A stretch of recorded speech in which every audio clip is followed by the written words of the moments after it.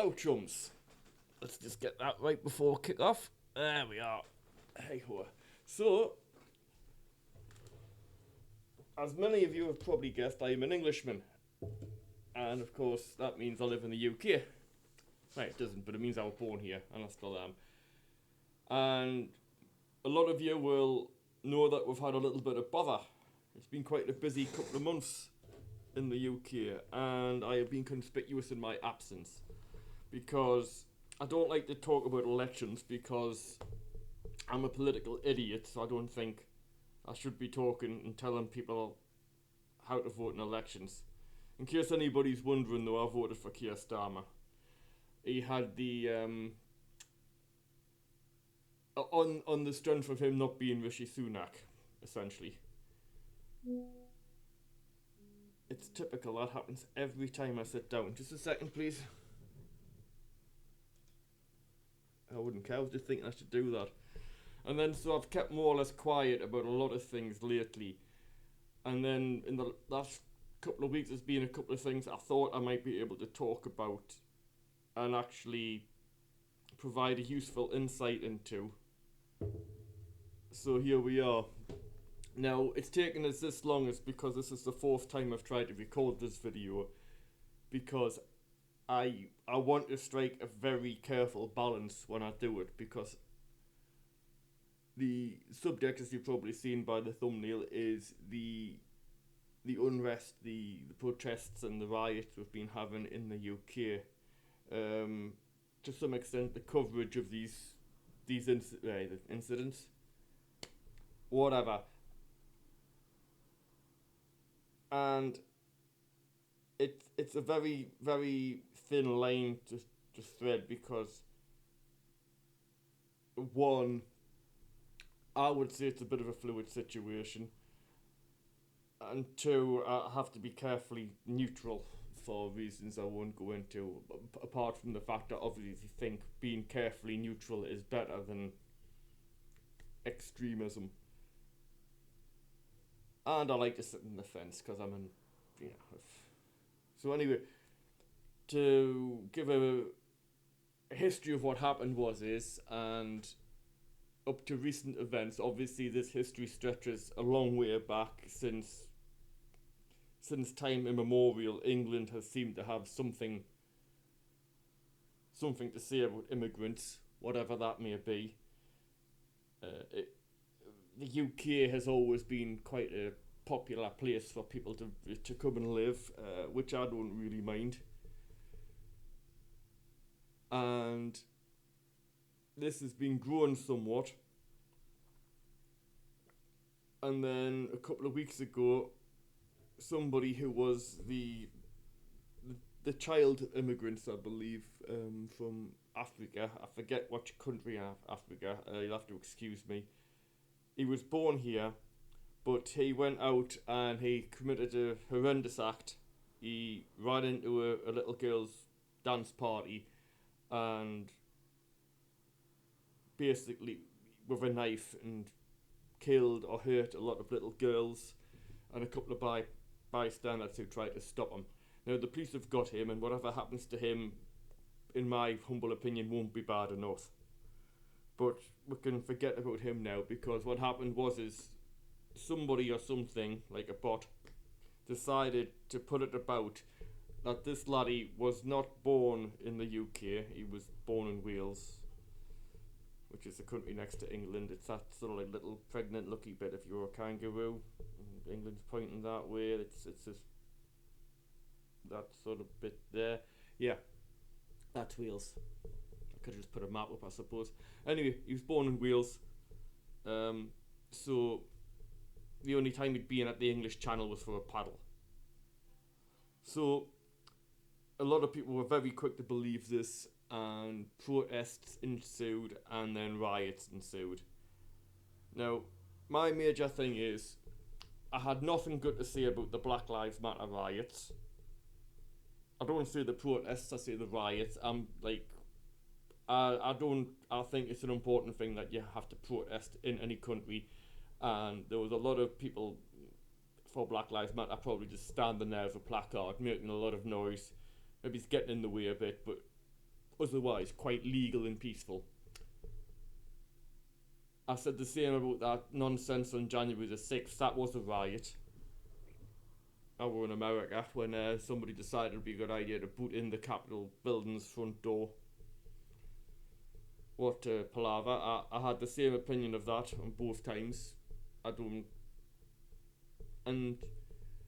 I have a similar opinion of not the riots, but just stop oil. I just think they're insufferably disruptive and annoying and self-important with it. And a lot of this did cause me to make a video last year in my hubris, because I don't know what I've got to say on the matter, but I hope, even if I don't have answers, I give people nudges towards finding answers, which is more or less what I aim at. You know, there was a bloke once who said he won't watch my videos again because I slurped my coffee. Even so, for you, my friend,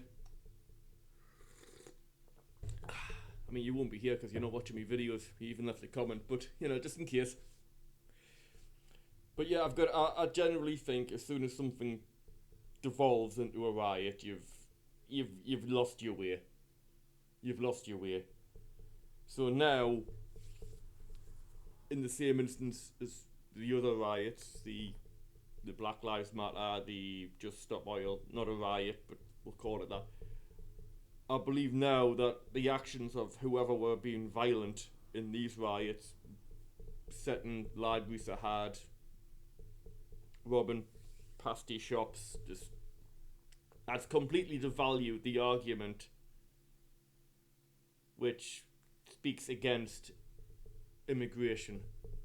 I'm not sure how the original argument was formed. Most people say they're pretty okay with legal immigration. It's just the boats. For those of you who don't know, England has a little bit of a problem with people going for a little sail upon an evening from France, and they must get turned around, the poor bairns, because they always end up on the south coast of England. I'm very flippant about this, but essentially there is a problem with people trying to reach the UK from an assortment of countries, Africa. I know that's a continent, but I mean countries in Africa, Middle Eastern countries, I think, and they travel through Europe, and they don't stop till they hit England or the UK. I don't know what they do when they get to England, if they move to Scotland or something, but I don't know. But a lot of people, and to give an example of how many people, I believe it was in the 700s the other day on one night, and that was reported to be the largest number of people who had crossed the channel on one evening since our current Prime Minister Keir Starmer took power, I believe. So if that's obviously not a typical number if it was the largest, but if it's the largest in just the last 5 weeks,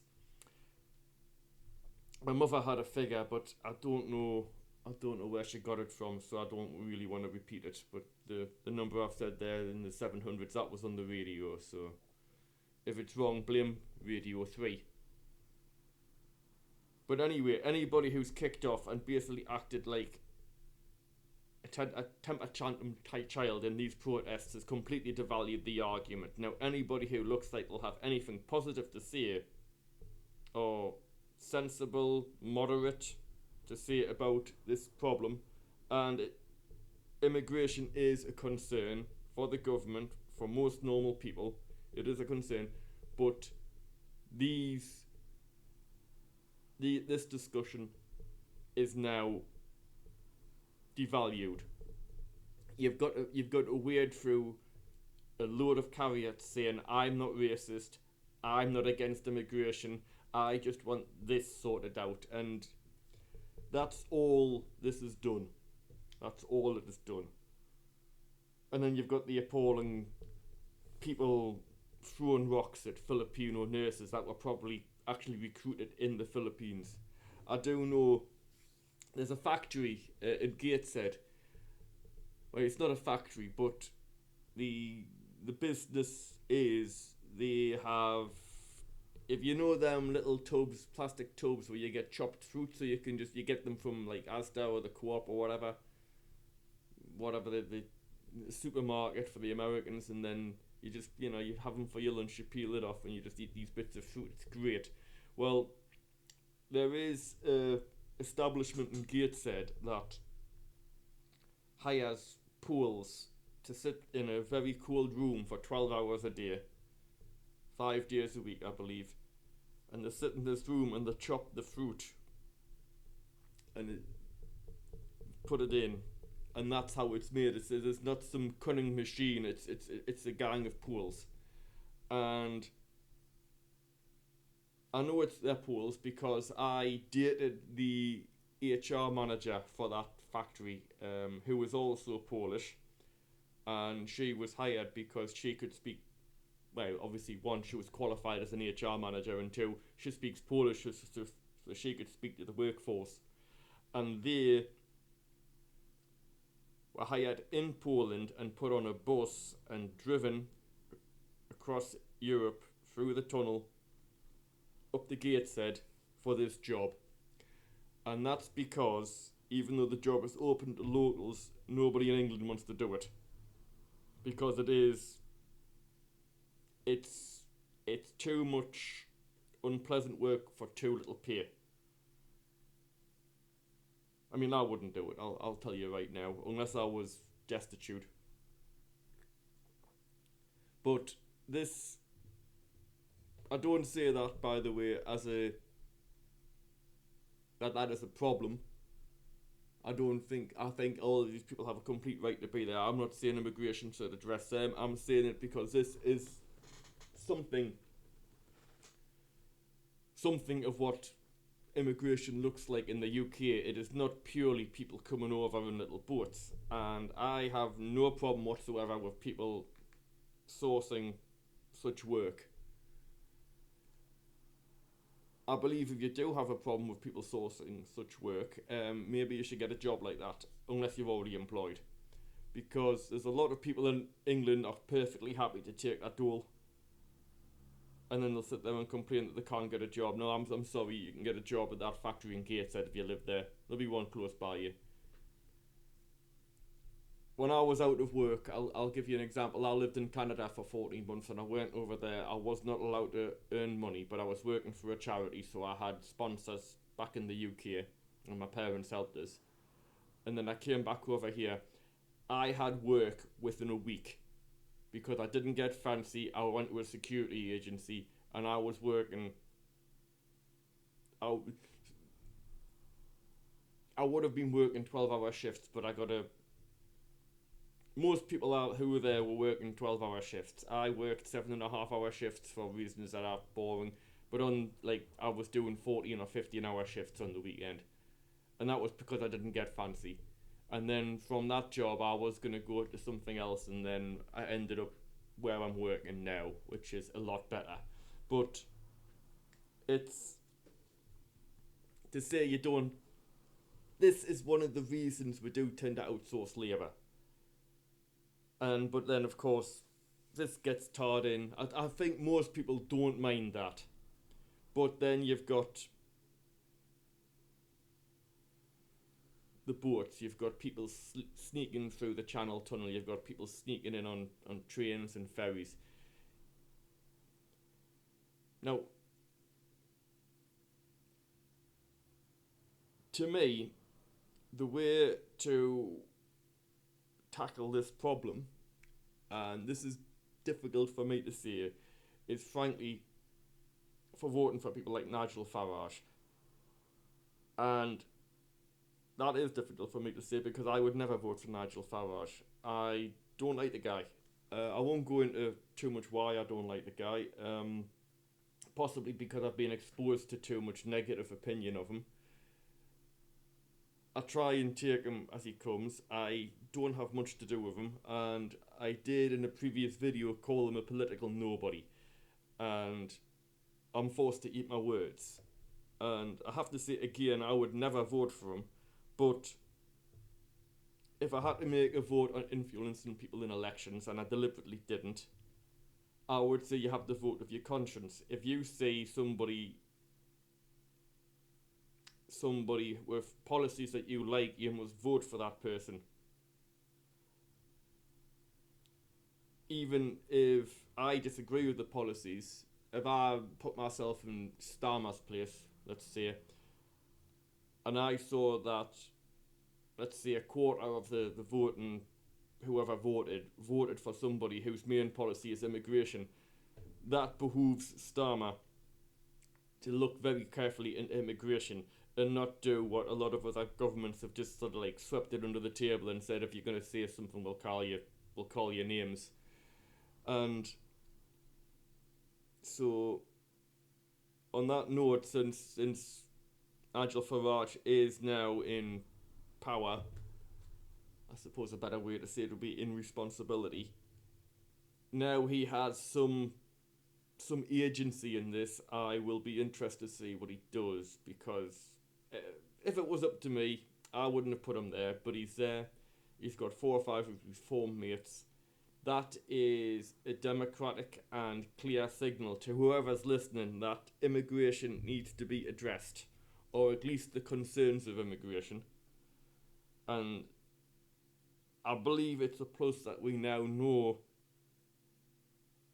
that people feel this way, and now it must be addressed. It can't be swept under the carpet. So that's a plus for democracy, I would say.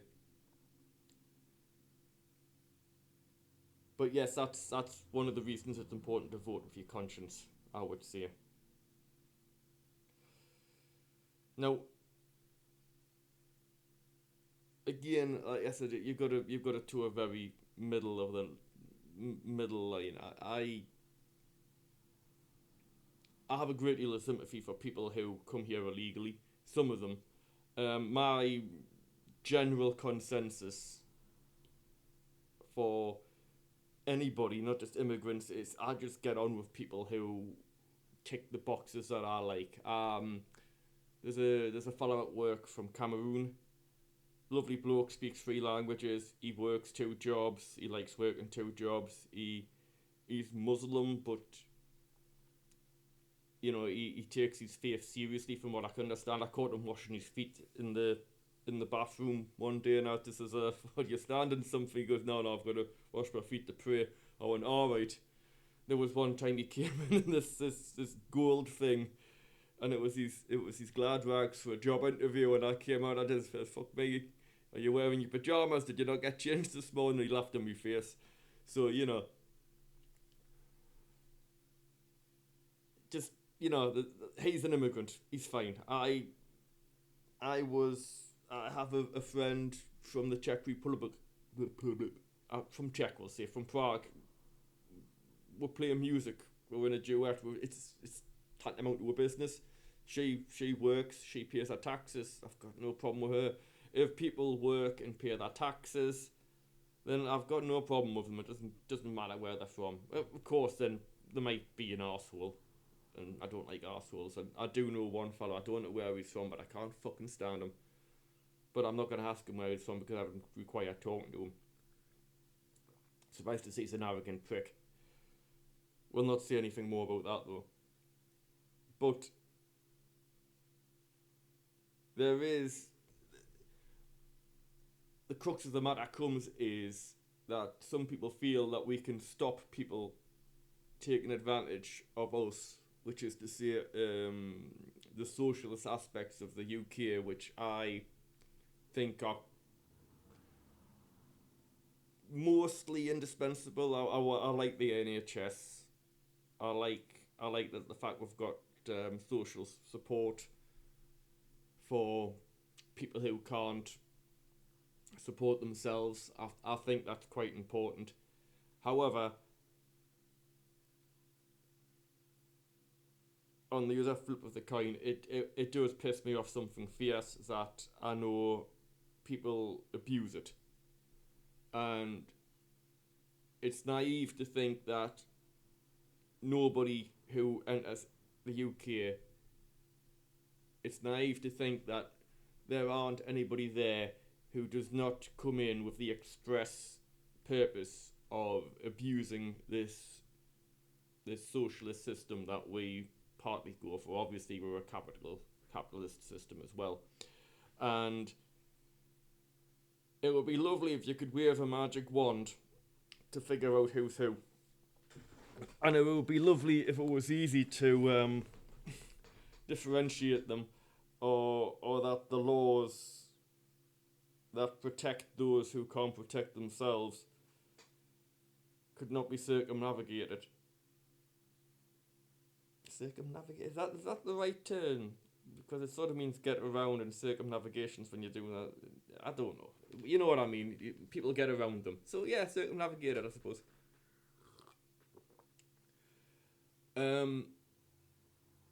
I mean, if I had to say something broad, which I try to avoid, it's better to help too many people than not enough people. But that being said, it depends how deep your coffers are, and the UK's coffers are not as deep as they once were. So, anyway, I hope that gives everybody something to chew on. Obviously, I'm welcome to comments. I will just say right now, if it's a snarky comment, I'm going to ignore you. I'm going to leave it there, because the more comments I get, the better my video does. But I'm not gonna rise to you. So I mean, say what you want, you'll get ignored. And I'm going to get on with my weekend, and I hope you will do likewise. See you later.